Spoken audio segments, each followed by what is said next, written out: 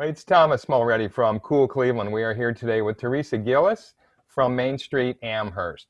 Thank you so much, Teresa, for talking with us. I was so impressed when I got to meet you guys a while back and attend some of your meetings. You have these monthly meetings in Amherst, and you really get the whole neighborhood around you in a circle. I mean, and literally all the movers and shakers are in that room, small, large, big, tiny, everybody gets say, and you guys come to some conclusions, and you do a lot of stuff. You do a lot of events. So talk about this. You've been at it for since what, 2002, right? That's when you became a Main Street Yep, I organization. have. Actually, I was the assistant before I was the executive director. So I've been there a little longer than 17 years. And thank you for having me today. I love talking about Amherst and what we have to offer. But let me go back and talk about the meeting. I remember when I started 17 years ago, we were lucky if we had 6 people, around the table every month. And we have even grown since you've been there. We get anywhere between 50 to 60 people that come to our monthly meetings. So we're very fortunate that people come and want to be a part of the organization and hear what's happening and talk about their business as well. Right. You've got, it's about 12,000 people, I guess, in Yes, Amherst, yes. which I don't know if you call that small or medium size or what that is.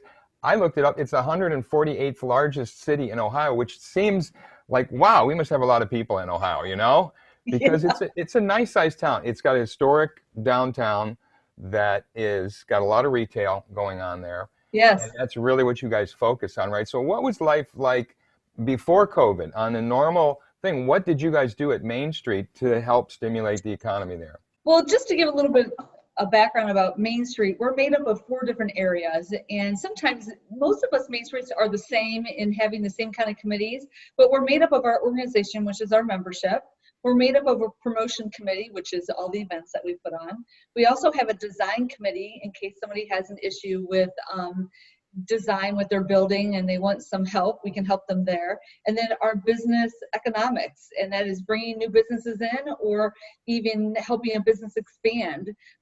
Main Street Amherst, along with the city of Amherst, has been very fortunate that we've had four $400,000 grants that are just for the historic district, and is to help them do things to their buildings. So we've been very fortunate to have those.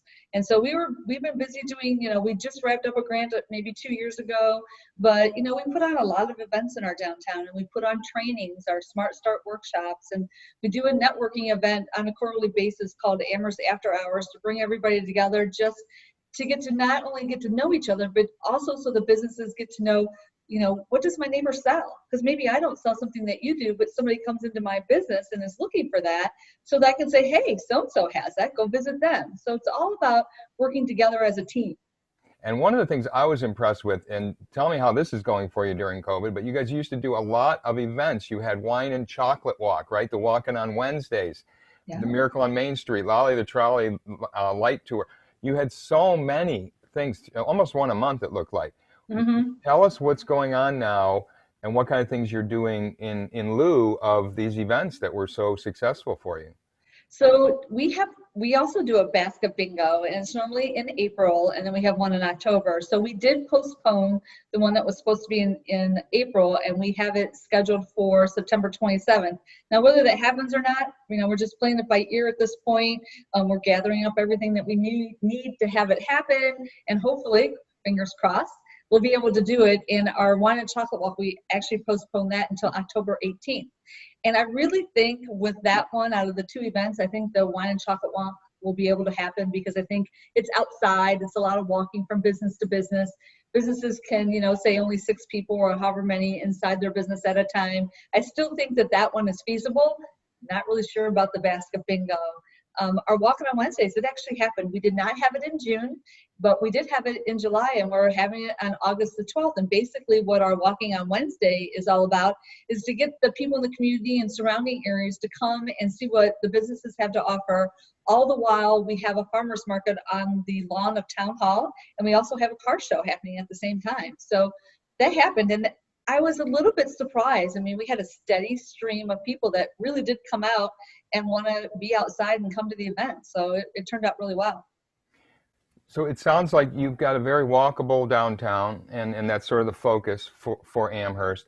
and you have the ability to, I don't know, get everyone again on the same page Mhm. and do the social distancing. Is that what sound like happened, or did you have any issues, or was everybody pretty much following distancing and masking and doing Well, their? we actually had each vendor was 6 feet apart, so we definitely did that. And then people seem to, stay away from one another. I think everybody's used to the rules.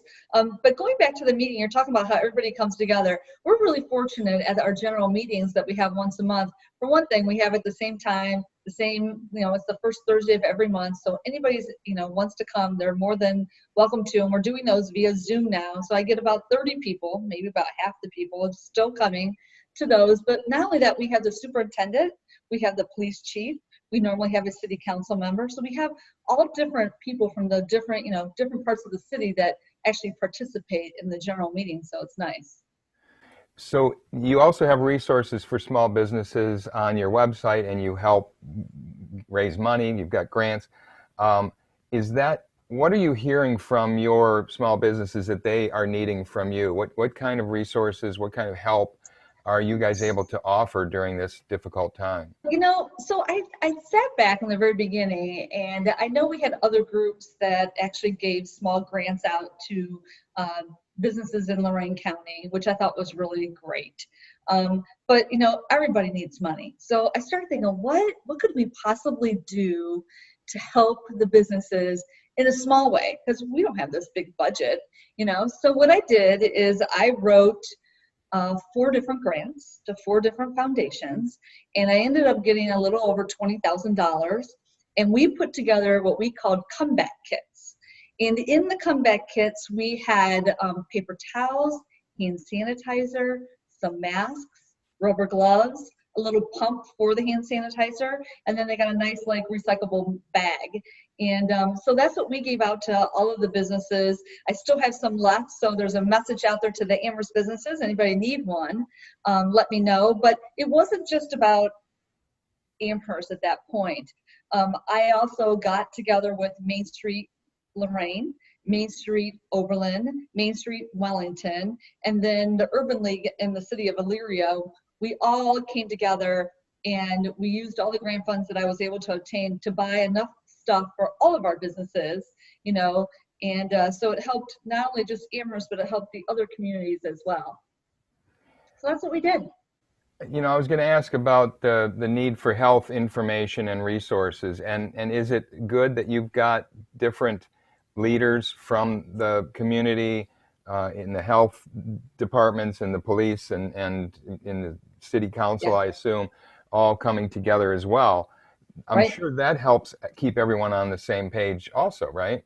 It does. And it's not just that we have somebody from the library that always comes, Rotary. So it's just everybody come together. Like I said, it's like one big team working together to conquer things as a group, and not just this group's doing this and this group's doing that. We're all working together, which is really nice.